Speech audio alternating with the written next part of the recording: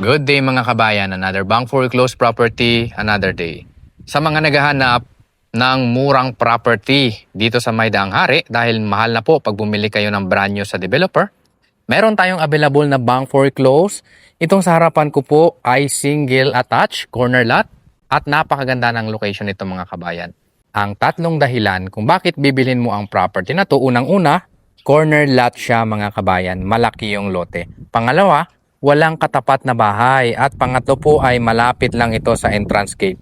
Walking distance lang siya. Kaya pag binili mo yung property na to, ang ganda po nito dahil napakahangin ito. Kagaya ngayon, mahangin ang location.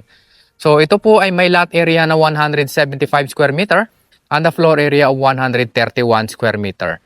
Meron itong 5 bedroom, 3 toilet and bath, 2 to 3 car garage. Ayan. May fence and gate na rin. Kung gusto nyo pong tanggalin yung bakod na to para gawin nyo pang gate sa iba nyong sasakyan, kung marami kayong sasakyan, pwede naman. Bank foreclosed as is where is, ang presyo po nito is 8.2 million pesos na lang.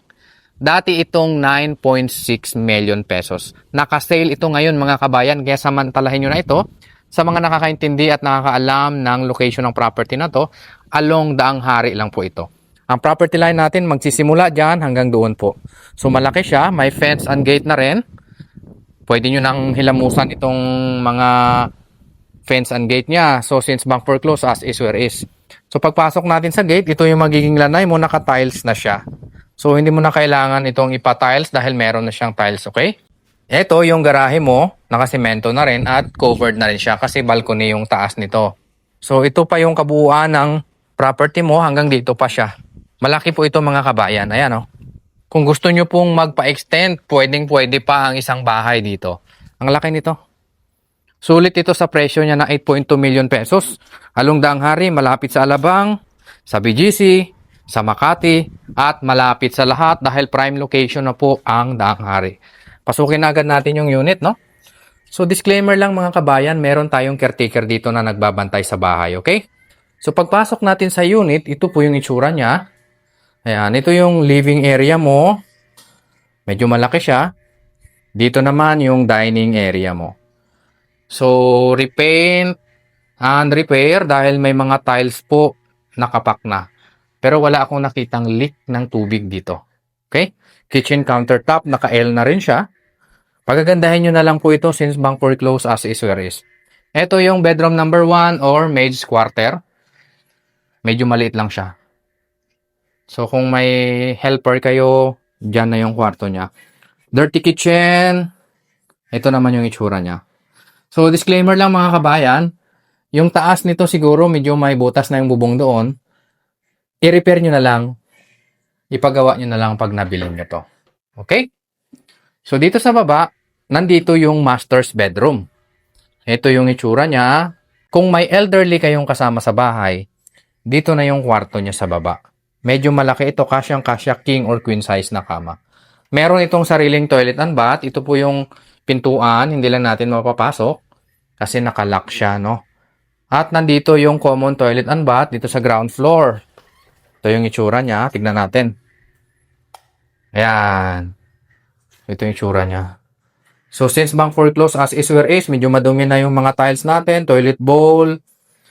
So, kayo na yung bahalang magpaganda at mag-repair pag nabili nyo yung property na to. Akitin naman natin yung second floor at makita ninyo yung tatlong kwarto. So, yung hagdanan natin ay kahoy ito na solid. Yan. Repaint na lang ito kung sakali. Okay? Maganda pa naman yung status niya. Pagdating natin sa second floor, so ito yung itsura niya. Yan. So, may bintana dito. Pwede nyo palagyan ng chandelier dyan.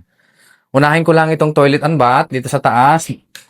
So, medyo madumi na siya, no? Hindi na ginagamit ng mga caretaker natin. Pagagandahin nyo na lang po ito. Bedroom number 1 dito sa taas. Merong tatlong bedroom dito sa taas. So, dalawa sa baba at saka tatlo dito. I-repaint nyo na lang yan kung sakali. Kung tatlo anak ninyo, tag-iisa sila ng kwarto. Ito, basag tong tiles na to. May i-repaint kayo dyan. Ito yung pinapakita ko sa inyo kanina na may leak doon, mga kabayan. So, may bubong siya dyan. Siguro yung bubong na yan dyan, medyo may butas na. Kaya tumutulo doon sa may dirty kitchen. Pwede nyo siyang palitan, tanggalin kung sakali. Bedroom number 2 sa taas.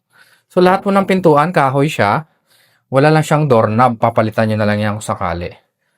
Ito naman ay maayos pa yung status, no? Walang leak ng tubig yung mga bubong niya. Okay? So yung mga tiles natin, may mga kapak na yung iba okay pa. Ito yung bedroom number 3. Ayan. Ipa-renovate nyo na lang pag nabili nyo to. Sulit ito mga kabayan. 8.2 million pesos, Alongdang Hari. Napakamahal na ng mga property ngayon dito. Pag bumili kayo sa brand new nito, nasa doble na yung presyo nito ngayon. Or baka hindi lang, baka sobra pa sa doble. So meron siyang terrace. Yan. So kung gusto nyo mag-sightseeing dito, pwede. Ang ganda. Ito, ayan oh.